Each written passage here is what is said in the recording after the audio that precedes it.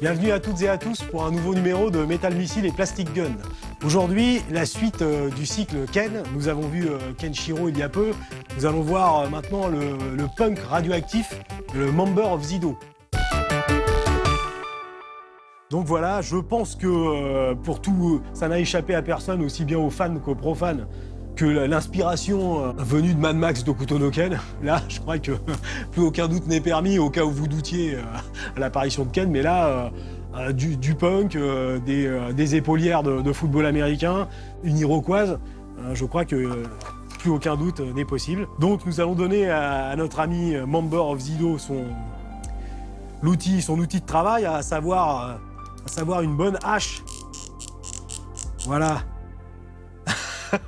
Ensanglanté, hein, vu la taille du personnage et son aspect peu avenant, on a tout de suite deviné à qui et à quoi il destine l'objet coupant ici présent. Donc ici aussi, voilà, c'est un peu plus flagrant, on entend le bruit des Revoltech Joint, donc vraiment du bon matériel. Donc très bien au niveau des proportions, puisque très souvent les adversaires de Ken, aussi momentanés qu'ils soient, sont un peu plus grands que lui. Enfin, quand je dis un peu, c'est une litote. Parfois Ken massacre du géant d'au moins 5 mètres de haut. Et donc là, nous voyons que le Member of Zido est un peu plus grand que Ken, donc c'est très bien. Là aussi, un respect de la série, du dessin animé, aussi bien que du manga. Mais surtout, le Member of Zido est très intéressant parce que il a une caractéristique vraiment super interactive et super gore. Tenez-vous bien, je vous l'annonce, le Member of Zido peut exploser. Après la confrontation avec Ken, et bon, Ken n'étant pas d'humeur, en même temps Ken n'est jamais d'humeur, donc il lui fait par exemple le Hokuto Yakuretsu Ken, c'est-à-dire les 100 coups de poing du Hokuto. Notre ami en face n'a pas d'autre choix que d'exploser et de gicler tous ces fluides à la fois.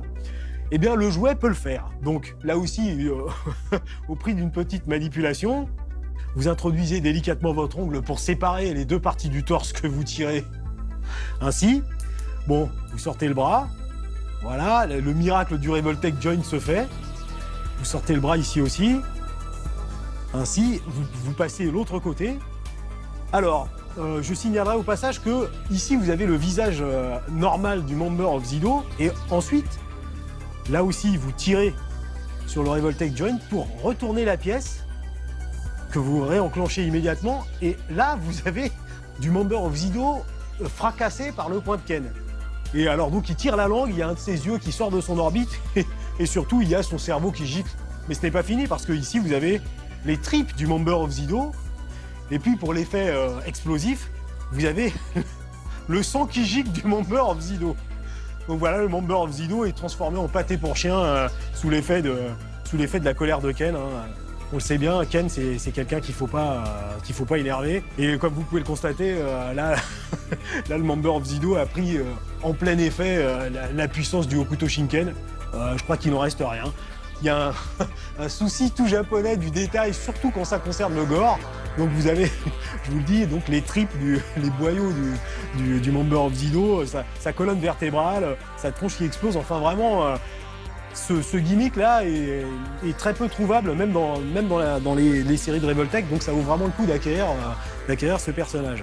Voilà, donc à partir de là, vous pouvez bien sûr vous amuser sans fin à refaire retrouver la santé au Member of Zido et puis lui faire trouver la mort le plus rapidement possible ensuite. Ça ne pose pas de problème. Donc avant même que la boîte ne s'ouvre, comme le dit Ken, notre ami ne savait pas qu'il était déjà mort. Omae wa mo shinderu. Donc voilà pour ces deux premiers jouets Revoltech de la série de Ken. Eh bien, si vous êtes sage et si vous avez la gentillesse de venir au prochain numéro, le petit cycle de Ken va se poursuivre. Et bon, ben, vous voyez, avec toute cette tripaille, une fois de plus, les jouets sont quelque chose de beaucoup trop sérieux pour être confiés aux enfants.